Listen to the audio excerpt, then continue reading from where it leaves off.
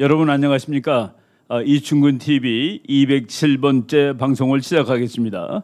지난주는 아프가니스탄이라는 나라에 다시 탈레반이라는 참 그 악독한 정권이죠. 악독한 정권이 20년 만에 다시 정권을 되찾는 그런 일이 일어나가지고 세계를 경악하게 하고 있습니다.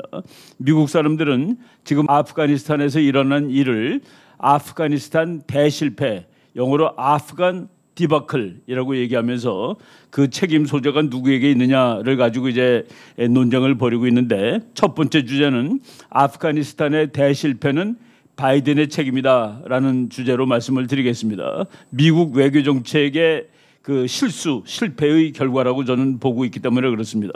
그리고 두 번째, 지금 아프가니스탄이 이런 그 탈레반 정권 아래 다시 들어간 것은 참 그 불행한 일인데, 한국도 미국군이 떠나면은 한국도 마찬가지 일이 벌어지지 않겠느냐 하는 그런 이 얘기들이 아주 많이 진행되고 있습니다. 그렇지만 우리가 너무 그렇게 좌절할 필요도 없고, 또 그렇다고 너무 낙관할 필요도 없습니다. 우리는 아프가니스탄과 같은 그런 운명에 처하지 않도록 어떻게 해야 될지를 강구를 해야 되는데, 생각을 해야 되는데, 그래서 두 번째 주제는 아프가니스탄과 한국 같은 점은 무엇이고 또 다른 점은 무엇일까에 대해서 말씀드리도록 하겠습니다.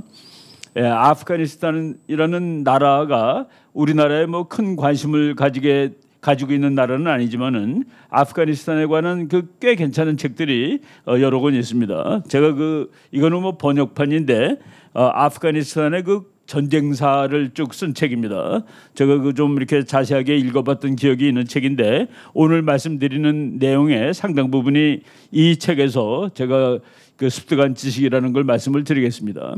아프가니스탄의 역사는 참 슬픕니다. 물론 그 나라를 지배하는 세력들은 슬프지 않지만은 일반 시민들은 너무나도 힘든 생활을 쭉 이제 수천 년 동안 해오고 있습니다. 이 지역이, 아프가니스탄이라는 나라가 있는 곳이 지정학적으로 상당히 중요한 지역입니다. 그러나 아프가니스탄은 자체 힘이 너무 없어요. 힘이 없었기 때문에 역사적으로 강대국의 정복전쟁, 강대국의 충돌에 항상 일차적인 희생자가 되었던 나라입니다. 국민의 99%가 이슬람이고, 그리고 나라가 그렇게 작은 나라가 아닙니다.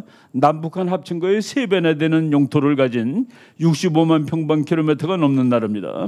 그리고 인구도 적지 않습니다.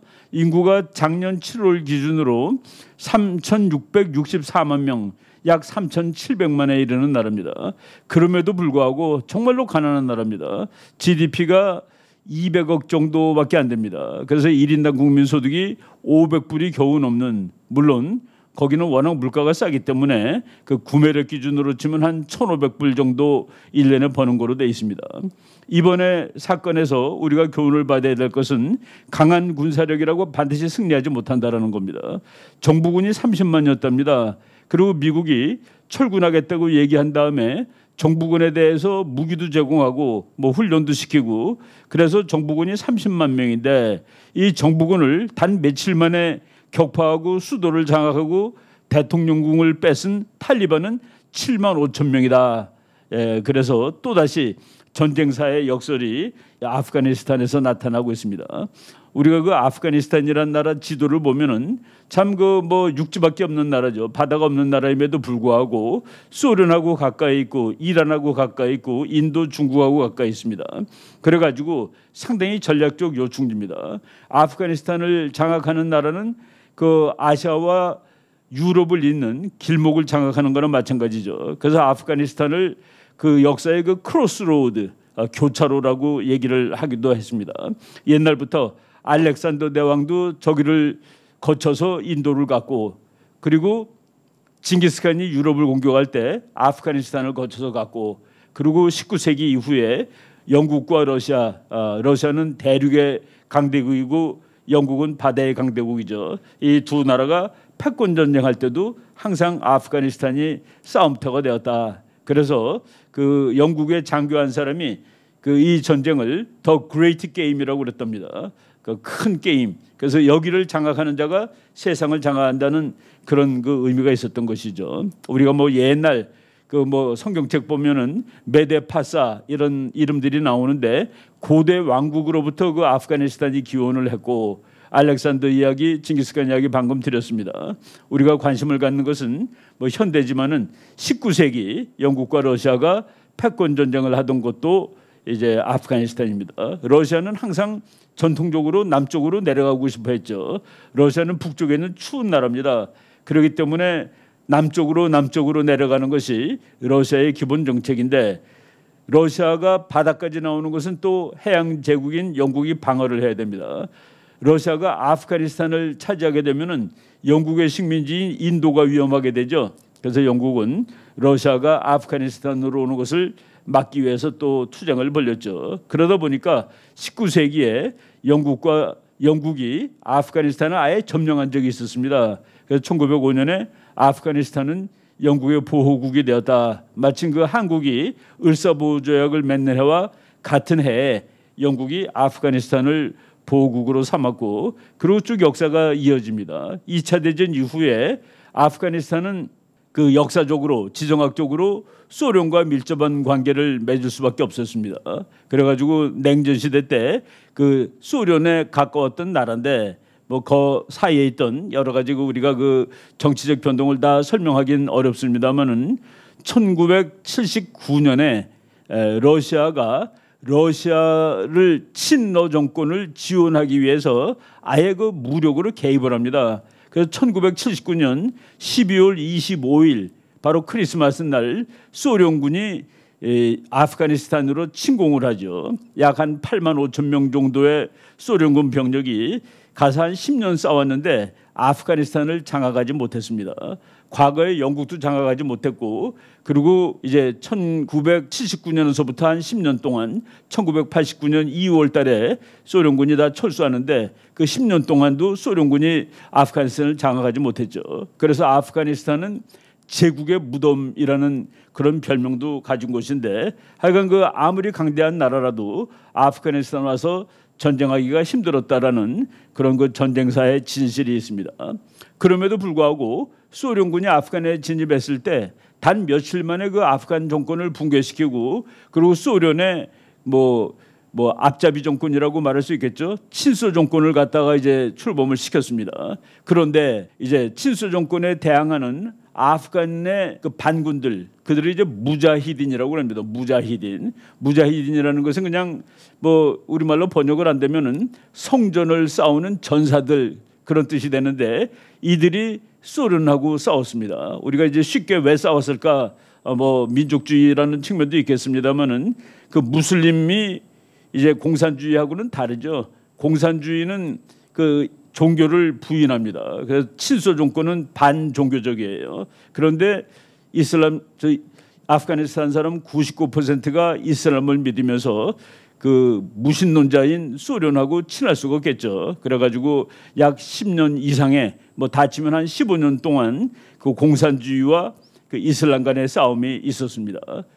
소련이 싸우다가 결국은 포기를 하고 1989년에 이제 떠나오면서 그때 친소 정부를 만들어 놓고 왔죠. 나지불라 정권이라는 정권을 만들어 놓고 왔는데, 나지불라 정권도 반란 세력, 무자히딘 세력에 의해서 3년 만에 붕괴가 됐습니다. 그리고 1992년에 이슬람 공화국이라는 것이 생겼는데 정부 내 갈등도 심화됐고, 그리고 종파 간의 분열도 심하고, 그 아프가니스탄의 운명입니다. 저게 한 나라로 통일되기 위해서는 무지막지한 독재 국가가 있지 않으면 한 나라가 될 수 없는 그런 나라입니다. 그러다 보니까 1994년에 정말 무지막지한 독재의 가능성을 가지고 있었던 탈리반이 출혈을 했고, 그리고 탈리반이 1996년에 이제 다시 그 아프가니스탄을 장악을 했습니다. 저거 여러분들이 보시는 저 사진은 소련군이 아프가니스탄으로 들어가는 겁니다. 들어가서 불과 며칠 만에 소련에 반대하는 정권을 무너뜨렸죠. 그러니까 아프가니스탄에 있는 정권은 항상 강대국하고 싸우면 버티질 못합니다. 버티질 못하는데 무너졌지만은 게릴라 전쟁을 통해서 다시 힘을 회복해가지고 강대국을 무너뜨리고 또 그렇고 하는 그런, 그래서 이 아프가니스탄의 지형 이런 것을 봤을 때 정말 그 강대국이 정복하기 어려운 나라다. 그리고 미국도 결국은 이번에 이제 실패하고 끝나는 것이죠. 아프가니스탄을 그래도 좀 강력하게, 좀 통일적으로, 좀 안정적으로, 비록 어마어마한 독재를 했습니다마는 그런 정권이 탈레반 정권이었습니다. 탈레반 정권이 1996년 9월부터 아프가니스탄을 차지했는데, 그때 이제 그 탈레반 정권의 그 뭐 수괴 이름이 모하마드 오마르라는 사람입니다. 여러분들이 지금 흑백 사진으로 보는 사람인데, 저 사람이 바로 탈레반을 뭐 구축한 사람이라고 해도 되겠습니다. 탈레반이라는 것은 이름은 그렇지만은 우리말로 번역을 한다면은 그 학생이란 뜻입니다. 학생. 그러니까 소련에 의해서 아프간이 점령당했을 때 난민들이 이제 여러 나라로 흩어졌는데, 파키스탄의 난민으로 가서 거기서 신학교를 세우고 공부하던 젊은이들, 그 사람들이 뭐 처음에 목적은 좋습니다. 아프가니스탄을 되찾자, 그 민족을 되찾자, 종교를 되찾자는 그런 의미에서 결성한 그룹인데, 그 탈리반이 그렇게 가장 최악의 독재 정권이 됐습니다마는 권력을 장악하는데 성공을 하고, 그리고 이제 아프가니스탄을 다스리고 있었습니다. 그런데 아프가니스탄을 다스릴 때 얼마나 그 독재 정치를 했냐면은 그 모든 남자들한테 톡스어물길이라고 명령을 했습니다. 그리고 모든 여자들한테 부르카를 입어야 한다고 됐습니다. 부르카라는 것은 눈까지 다 가리는 겁니다. 눈 가리면은 이제 걸을 수가 없기 때문에 눈만 그 망사로 이렇게 만들었죠. 그리고 저 사람들한테는 영화도 못 보게 하고, 탈리반은 국민들한테 영화도 못 보게 하고 텔레비도 못 보게 하고, 그리고 여자들은 돌아다닐 때 혼자서는 안 되고 그 일가 친척 중에 남자가 같이 다녀야 되고, 그리고 뭐 도둑질 했을 때는 손목을 잘라버리고, 그리고 다른 나쁜 짓을 하거나 뭐 간음을 했을 때는 사람들이 보는 앞에서 사형을 하고, 뭐 이런 식으로 이루 말할 수 없는 그 잔인한 공포 정치를 이제 취하고 있었죠. 그런데 저것이 그 세상에 관심을 갖게 된 것은 그 당시 이제 미국을 테러하려고 이제 준비를 했던 알카에다 오사마 빈 라덴을 바로 탈레반이 뒤에서 이제 뒤를 봐주고 있었던 겁니다. 그래서 미국이 이제 탈레반에 관심을 가지고 결국은 이제 아프가니스탄 전쟁을 하게 되는데, 그 첫 번째 이유는 탈레반이 알카에다를 도와주고 있었고 오사마 빈 라덴을 비호하고 있었다는 것이 전쟁을 하게 된 동기였고, 그것이 이제 2001년 그 9.11 테러 사건 이후의 일입니다. 여러분들이 뭐 저 사진 기억나실 겁니다. 비행기가 가서 그 두 개 건물을 들여받아가지고 그 건물이 무너지고, 그래서 그날 9월 11일 날 미국 사람들이 3,025명이 죽었는데, 뭐 물론 이제 거기 외국 사람도 포함되어 있지만은 그것이 미국 본토에서 하루에 죽은 사망자 숫자 1위의 날입니다.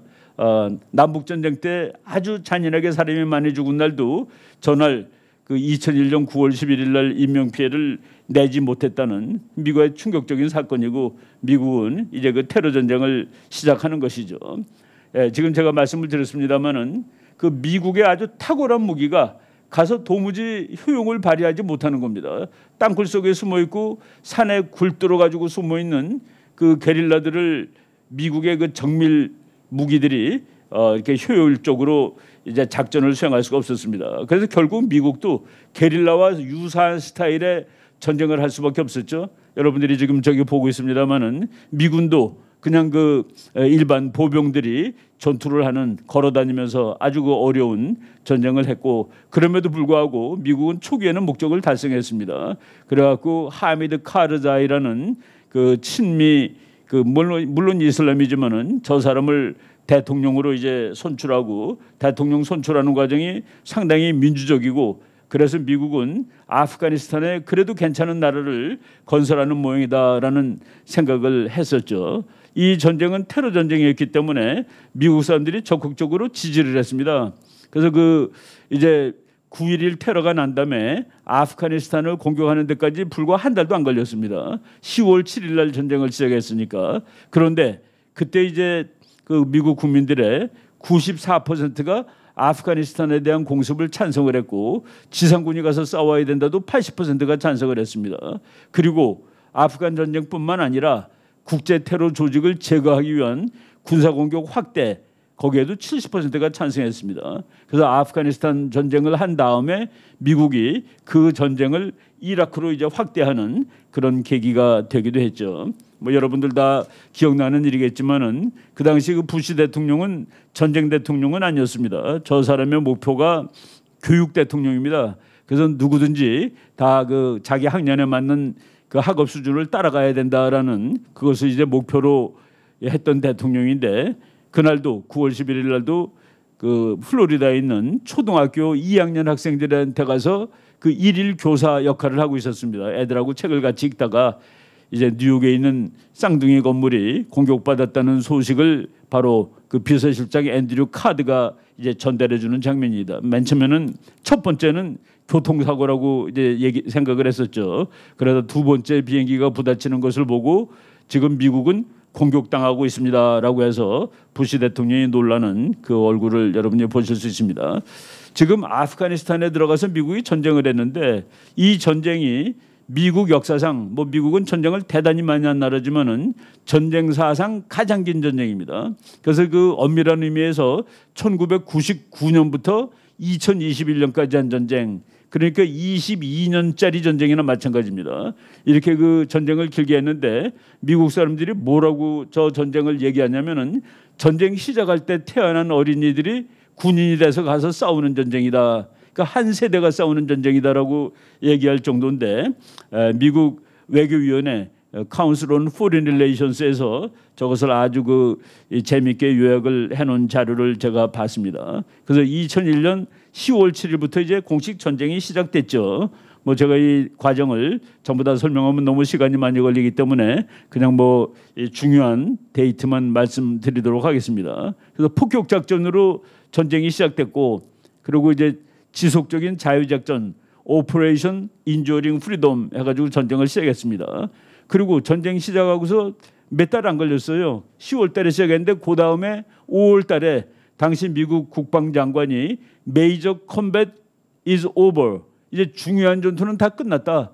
그래가지고 이제는 전쟁이 아니라 안정화 작전, 스테빌라이제이션. 그러니까 미국이 이제 그 전쟁에서 1차 목표를 달성하고 이제 정치적으로 안정된 정권을 만들겠다. 저거는 사실은 그 정권을 만드는 것이죠. 미국한테 괜찮은 정권을 만들겠다 그러는데 저기서부터 엇박자가 났다라고 보는 학자들이 많이 있습니다. 미국식 민주주의가 아프가니스탄에 뿌리를 내릴 수 없음에도 불구하고 그것을 이제 시도는 해봤습니다만은 결국 이제 실패로 끝났죠. 아프가니스탄에 새로운 헌법도 만들었고, 그리고 국회의원 502명이 저 헌법 제정에 이제 참여했습니다. 그것이 2004년. 그래서 그 미국이 테러 전쟁, 반테러 전쟁을 시작한 다음에 괜찮다라고 느끼던 그런 시절이었습니다. 그리고 하미드 카르자이 대통령이 이제 또 그 새로운 헌법에 의해서 당선이 되고, 저 사람은 한 번 더 당선이 돼가지고 대통령 임기를 뭐 2번 지냈고, 요번에 이제 그 나라를 뺏기고 도망간 대통령은 그 다음번에 당선된 대통령입니다. 그리고 2005년 5월 23일 날 그 카르자이 대통령이 부시 대통령을 방문해서 미국과 아프간이 전략적 파트너임을 선언했다.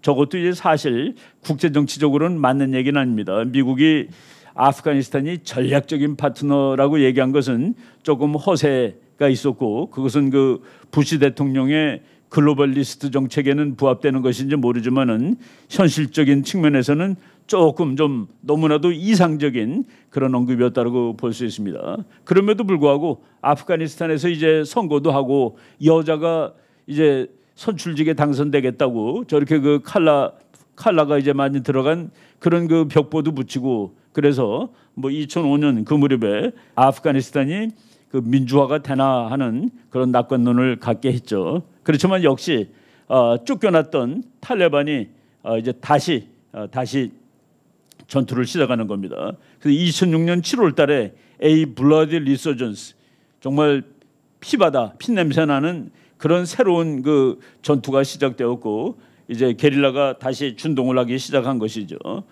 예, 제가 그 말씀을 많이 들었습니다만은 이스라엘 그 히브리 대학의 아주 끝내주는 전쟁사 교수인데, 저분이 이제 그 앞으로 다가올 전쟁은 원시 시대의 전쟁과 유사하게 될 것이다라고 예측했습니다. 많은 사람들이 앞으로 다가올 전쟁은 이제 컴퓨터와 로봇가 하는 전쟁이라고 그랬는데 저분은 그렇지 않다. 이제 미국은 컴퓨터하고 로봇 전쟁을 할 수 있습니다.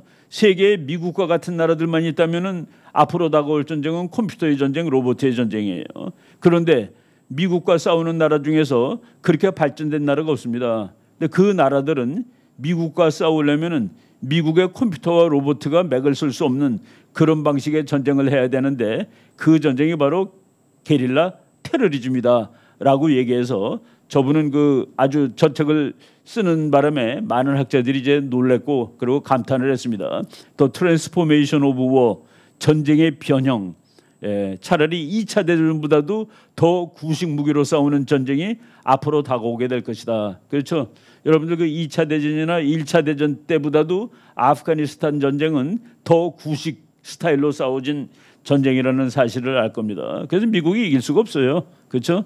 그리고 2006년 11월에는 그 미국과 함께 싸운 여러 그 동맹국들 사이에서도 이제 전쟁에 지칩니다. 그래서 그 사이에서 이제 이 갈등이 야기가 되고 그렇지만은 2009년 2월 17일 날 그 뭐 대통령이 이제 새로 되고서 뭐 싱싱한 여러분 사진 보면 오바마가 참 젊었다라는 생각이 드는데 내가 이 전쟁에서 질 수가 없지. 미국 대통령은 자기가 패배한 대통령이 되기 원치 않습니다. 그래가지고 군사 개입을 확대하고 이렇게 선언했습니다. 아프가니스탄은 반테러 전쟁의 중요한 전선이다. 그래서 내가 이 반테러 전쟁에서 질 수 없지라는 그런 생각을 했죠. 뭐 새로운 전략을 만드는데 보세요. 새로운 전략이라봤자 그냥 걸어가는 겁니다.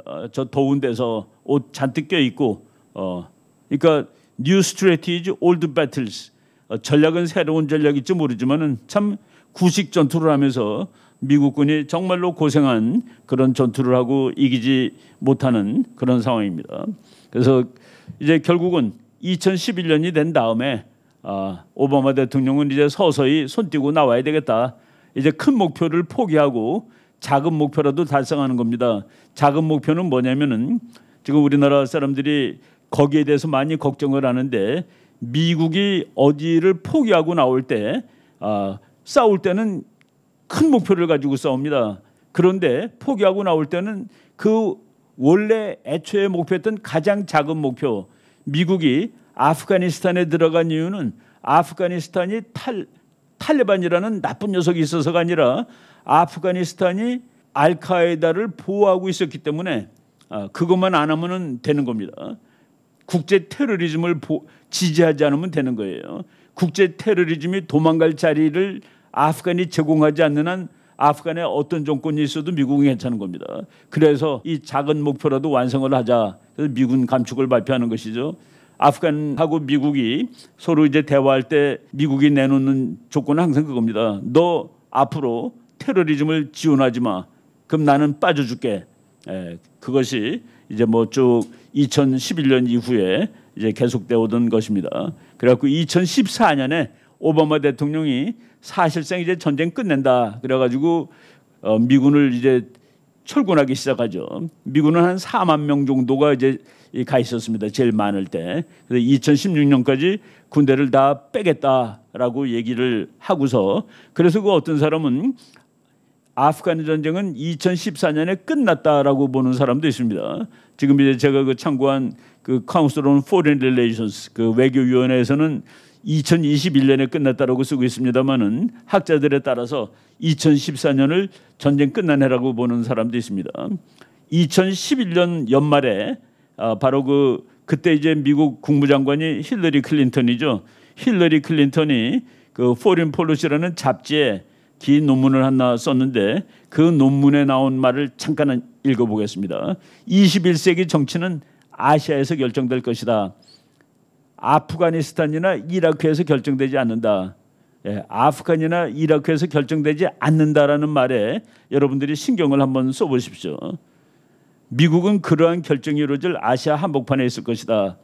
미국의 국가이익 중에서 아시아가 점차 중요해지고 아시아를 지켜야 되기 때문에 별로 중요하지 않은 아프가니스탄이나 이라크에서 손 떼겠다라는 얘기를 저 논문에서 이제 얘기했는데 그 논문의 제목은 America's Pacific Century, 미국의 태평양 세기, 21세기는 태평양의 세기고 미국은 태평양 한복판에 와 있을 것이다. 저기에 우리가 또 하나 왜 저런 이론이 나오게 되었는가를 생각을 해야 되는데, 저 말이 나오게 된 가장 중요한 배경 중에 하나는 그 당시에 미국의 석유가 많구나. 저 쉐일이라는 석유가 지금 보니까 땅에 무진장하게 있는 것 같아. 그리고 저것을 파낼 수 있는 기술이 점점 개발되고 있는 것 같아. 미국이 아프가니스탄이나 이라크 가서 싸운 이유를 미국을 비판하는 많은 사람들이 석유 때문에 싸우는 거 아니야라고 얘기했습니다. 그리고 그 미국의 럼스펠드 장관은 그랬죠. 우리가 거기 가서 싸우는 이유는 이거다. OIL이 뭡니까? 오일이죠. 오일. 예, 뭐 미국 사람들도 스스로 인정을 했습니다. 그런데 미국이 지금 석유를 수출할 만큼 석유가 많습니다. 땅에 매장된. 바로 그 무렵에 이렇게 그 세상이 바뀐다. 미국의 정책이 바뀐다라고 보는 것이죠. 이제 중동은 미국에서 이제 별로 중요하지 않은 것입니다. 그래서 미국은 그 내부에서 어떤 안정을 위해서 무슨 여러 가지 조치들을 취했죠. 그래서 요번에 도망간 간이라는 대통령하고 아프가니스탄의 다른 세력하고 서로 뭐 타협해라, 화해해라, 뭐 이런 얘기합니다.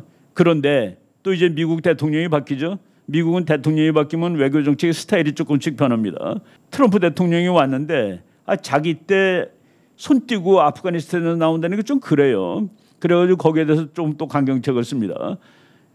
미국이 이 트럼프 대통령 때 무지무지하게 큰 폭탄을 아프가니스탄 계곡에 투하시킨 적이 있었습니다. 여러분 사진 보실 텐데 MOAB라는 폭탄이에요. 저 폭탄이 Mother of all bomb, 이렇게 모든 폭탄의 어머니라는 뜻인데, 핵폭탄을 빼놓고 재래식 폭탄 중에서는 제일 폭발력이 큰 겁니다. 그러니까 큰 비행기에 한 발 싣고 가서 떨겨뜨리는 그런 폭탄인데, 2017년 4월 13일 날 아프간 동구를 향해 저 폭탄을 트럼프가 이제 투하를 했습니다. 이제 다시 전쟁이 조금 스타일이 달라지는 것이죠. 그리고 이제 2017년 8월 달에 이제 트럼프 대통령의 그 첫 해입니다. 이런 말을 했어요. 본능적으로 나는 철군하고 싶지만 아프가니스탄에서 나오고 싶다. 그렇지만 철군 결정은 만들어진 시간표에 따라서 나오는 것이 아니라 지상의 상황에 의해서 이루어져야만 하는 것이다. 그래서 트럼프 대통령이 언벙don벙하고 바이든 행정부는 자기네가 트럼프보다 더 잘하고 있다고 얘기를 하지만은 트럼프 대통령은 그 조건이 있었습니다. 나올 텐데 시간표대로 나오는 것이 아니라 지상의 상황이 변화하는 데 따라서 나올 수도 있고 안 나올 수도 있다는 그 얘기죠. 지금 바이든 대통령에 대한 그 비난이 이제 많이 나오는 그 와중에서 트럼프라도 지금 이렇게 나왔을 거라는 그런 얘기가 나오는데, 트럼프 대통령은 그 평화회담을 시작하면서도 마치 그 하노이 회담을 뒤엎듯이 미국하고 탈리반이 평화회담을 시작한 다음에도 한번 뒤엎은 적이 있었습니다. 이런 식으로 이렇게 이 줄을 당겼다가 놨다 하는 그런 작전을 썼는데, 바로 어제 그 디펜스 원이라는 우리나라 시간으로는 8월 19일입니다. 거기에서 그 트럼프가 아프가니스탄에서 나오겠다라고 이제 선언을 한 것은 사실은 계략이었다라고 이제 마지막 그 트럼프의 마지막 국방장관이 디펜스 원이라는 매체에다가 인터뷰를 한 겁니다. 사실은 정말로 나오는 것이 아니라 그 나오겠다는 그 정책을 가지고서 게임을 벌리고 있다, 다 플레이를 하고 있었다라는 얘기를 하고 있었던 겁니다. 진 상태에서 끝내지 않았을 것이다라는 그 얘기를 하는데, 결국은 뭐 2020년 2월 29일 날 미국하고 탈레반하고 협정을 맺었죠. 그 협정 간단합니다. 탈레반, 너 앞으로 알카에다 절대로 아프가니스탄 영토에 다시 들어놓지 마. 그러면 우리는 철군할게. 그거예요. 그리고 그것이 제가 방금 말씀드렸던 미국이 아프간에 개입했던 이유고, 그리고 미국이 개입했다가 이거 되네, 우리가 이기네, 이 나라 차제의 민주주의 국가로 만들어 버릴까? 근데 그게 좀 안 됐습니다. 안 되니까 뭐 그러면 그냥 더 센 놈들 탈리반이 통치를 하더라도 안정적이고, 그리고 알카에다만 안 받아들이면 되지 하는 수준에서 약속을 했는데, 지금 방금 말씀드린 대로 디펜스 원하고 인터뷰를 한 트럼프 대통령의 마지막 국방장관이 그것은 다 계략이었다라는 말을 지금 하고 있군요. 그 이후에 아프간의 그 수많은 종족들을 담아서 너네들 서로 대화로 평화적으로 한번 나라를 이끌어가 보시지. 그래서 이제 뭐 인트라 아프간 피스 톡스, 피스 토크라는 거가 항상 피스로 끝나는 적이 별로 없어서 문제인데, 그럼에도 불구하고 사람들은 대화를 뭐 무슨 황금의 보도처럼 이제 생각을 하는 그런 경향이 있습니다. 그리고 이제 2020년 11월 17일부터 이제 미군 철수가 발표됐고, 이때는 그 트럼프 대통령이 바이든한테 뭐 투표해서 져가지고 뭐 이제 뭐 시끄러웠을 때입니다. 물론 트럼프 대통령은 패배를 인정하지 않고 있었는데, 아무튼 2021년 1월 20일 다음번 대통령 취임하는 날, 그때까지 미군은 2,500명 빼놓고 다 나오겠다라고 얘기를 했고, 그리고 금년 4월 14일 날 바이든 대통령이 뭐 좀 폼을 잡으려고 9월 11일까지 다 나오겠다. 9월 11일이 바로 9.11 테러 난 날이죠. 그러니까 딱 20년 만에 날짜를 맞췄습니다. 20년 만에 테러 전쟁을 끝나고 나온다. 미국 역사상 가장 긴 전쟁을 끝낸다. 그리고 아프간 정부군을 강화시키겠다. 그래서 아프간 정부군이 강화가 되면은, 그러면은 옛날에 미국이 월남에서 끝나고 나올 때처럼 그런 혼란은 없을 것이다라고 하고 나왔습니다. 그런데 뭐 다른 결과가 나왔죠. 불과 며칠 만에 지난 8월 15일 날, 며칠 전에 아프가니스탄 정부가 대통령이 도망가고 탈레반이 지금 대통령국을 장악해서 대통령 책상에 앉아 있는 겁니다. 그런데 바이든 대통령이 이런 그 엉망진창의 상황이 됐는데 8월 16일 날 연설에서 자기가 철군 결정은 잘한 거야. 그리고 미국의 반테러 임무는 완성됐기 때문에 아프간 철군은 올바른 결정이었다고 이제 다시 결정을 계속 변호를 했습니다. 저럴 때에는 조금 좀 그 좋은 말로 핑계를 대야 되는데 자기는 핑계 댈 거 없이 잘했다라고 계속 얘기를 하는 거예요. 그런데 이제 여기서 내셔널 리뷰라고 조금 물론 보수적인 잡지지만은 8월 15일 사설을 보니까 아프가니스탄 디바클, 제가 이제 제목으로 차용한 겁니다. 아프가니스탄 대실패, 조 바이든이 실패했는데 그 이제 사설에 이렇게 나온 겁니다. 조 바이든은 평생 외교에 실패했던 인물이다. 평생 조 바이든이 그 정책 결정자로 있을 때 성공적이지 못했다.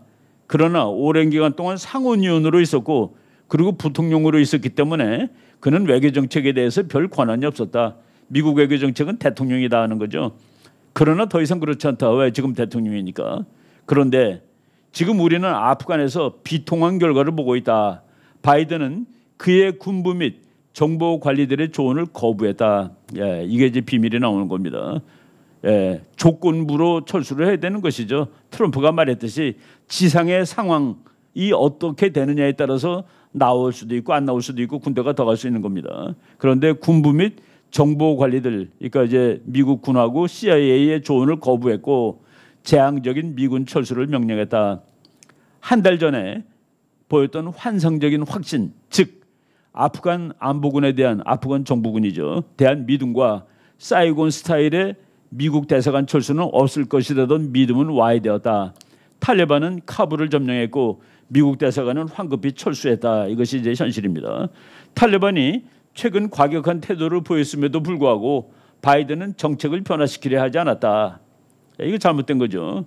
그리고 카릴자드, 짤메이 카릴자드가 아까 이 탈레반하고 이렇게 사인하던 미국 대표입니다. 저 카릴자드라는 사람은 제가 그 연구소에 있을 때 저를 한번 찾아와서 한 2시간 뭐 인터뷰도 하고 뭐 그런 적이 있던 아주 괜찮은 지식인인데, 하여간 이번에는 에러를 범한 것 같습니다. 카릴자드도 그랬고 젠 사키라고 지금 미국 백악관 대변이죠. 그 사람들이 웃기게도 탈리반이 카불을 무력으로 점령하면은 그들은 국제적인 정당성을 결여한 정부가 될 것이다. 우는 국제적인 정당성 따집니까? 김정은이가 국제적인 정당성 따집니까? 탈레반이 국제적 정당성에 의거해서 할 일을 안 합니까? 바로 이런 식으로 이 밑에 같이 있던 사람들이 엉터리로 행동을 했다는 얘기입니다. 그들은 자살, 폭탄, 암살, 여성에 대한 잔인한 압제를 밥 먹듯이 행하는 그런 야만적인 인간들이죠. 바이든의 철군 정책을 받아들인다고 하더라도 이처럼 엉성하고 부주의하게 이 일을 진행할 수는 없는 일이다라고 얘기했습니다. 전투가 벌어지고 있고 탈레반이 공격이 점차 강화되는 와중에서 아무런 공군기지 같은 거 도망갈 거 전부 다 마련해놔야 되는 거 아닙니까? 그리고 미국이 폭격을 하려도 공군기지를 확보를 해야 되는데 아무런 공중화력 지원도 없이 무질서하게, 그리고 그동안에 미국을 믿고 미국을 지지했던 그 아프간인들이 많을 겁니다. 그런 사람들 구출할 계획도 하나도 없고 카불 공항의 안전을 확보할 계획도 하나도 없고, 더 놀라운 것은 지금 미국이 1만 1,000명의 미국 사람이 지금 거기 아프가니스탄에 갇혀 있습니다. 그들 뽑아내지도 못해요. 여러분들이 지금 보시는 사진은 아프가니스탄 정부군입니다. 30만 명의 정부군이 7만 5천 명한테 졌는데 그 진 이유를 지금 제가 읽은 그 내셔널 리뷰 사설에서 재미있게 분석하고 있는데, 이 군대는 미국이 공중 지원을 하지 않으면 싸울 수 없는 군대라는 겁니다. 미국이 그러니까 제대로 게릴라 전쟁을 할 수 있는 군대를 만들어 놓지 않은 것이죠. 미국의 지원이 있어야만 싸울 수 있는 군대. 그런데 저 군대는 미국이 철군한다고 그러니까 그대로 무너져 버리는 겁니다.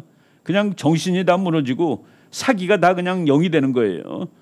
그래가지고 7만 5천 명의 그 다른 탈레반한테도 졌다 이거죠. 지금 미국이 지금 이 일을 당면한 것이 바이든 대통령인데, 바이든이 이거 트럼프가 다 해놓은 거야, 트럼프 때문이야라고 얘기하는데, 그건 그렇게 얘기할 수 없는 거가, 다른 분야에서는 트럼프 정책을 다 뒤집어놨습니다. 다 엎어놓은 바이든이 이 정책만을 고수했다? 뭐 외교적으로 봐도 파리 기후 협약이라든가 이란과의 협정 뭐 이런 거 트럼프가 만들어 놓은 거 다 파기했죠. 다, 그리고 뭐 하여간 국내 정책은 뭐 말할 것도 없고, 그런 사람이 수많은 행정명령으로 첫날 사인 뭐 수십 개 했죠. 그런 사람이 이거 트럼프가 했다라고 얘기하는 건 핑계가 되지 않는다는 얘기입니다.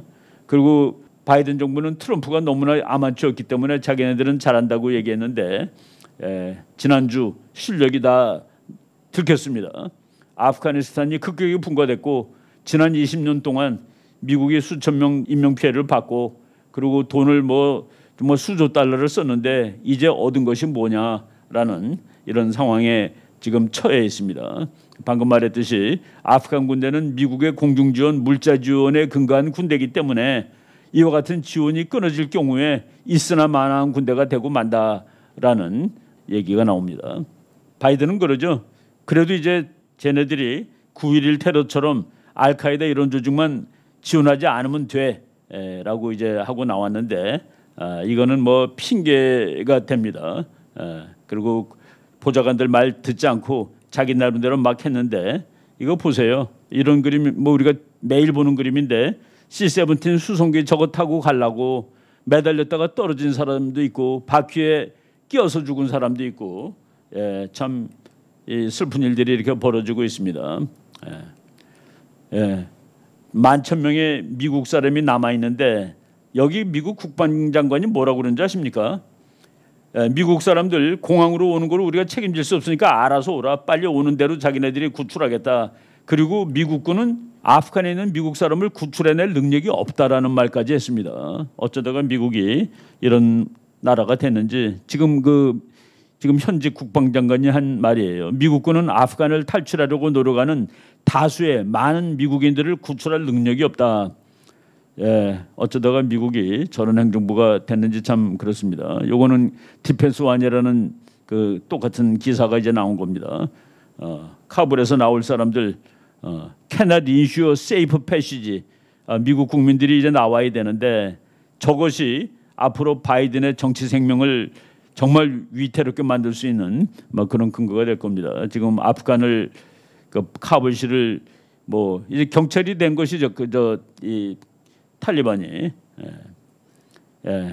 드디어 이제 나올 것이 나왔습니다. 이 와중에 미국에서는 바이든 탄핵론과 바이든 사임론이 강하게 제기되고 있다. 하원의원 한 명이 지금 아프간 정책을 저 사람이 할 수 없다는 것을 증명했기 때문에 대통령직을 더 이상 할 수 없다, 탄핵시켜야 된다라고 얘기했고, 그리고 상원의원 한 명이 아프가니스탄에서 저 사람이 보인 행동을 보니까 이 사람은 이제 탄핵이 아니라 그 미국 수정헌법 25조에 의해서 대통령직을 수행할 수 없으니까 물러나야 된다. 지금 모든 잘못은 결국 다 바이든이 책임져야 된다라는 식으로 얘기하고 있습니다. 제가 지금까지 이 상황을 뭐 간단하게 요약을 했는데, 이 상황이 우리한테 어떤 영향을 미치는지가 우리한테 더 중요한 관심이 될 겁니다. 그래서 제가 요 일부를 여기까지 하고 그리고 이제 곧 그 2부 지금 미국이 지금 아프가니스탄에서 손을 떼었는데 이것이 우리한테는 어떤 의미를 가지고 있는 사건인가에 대해서 말씀을 드리도록 하겠습니다.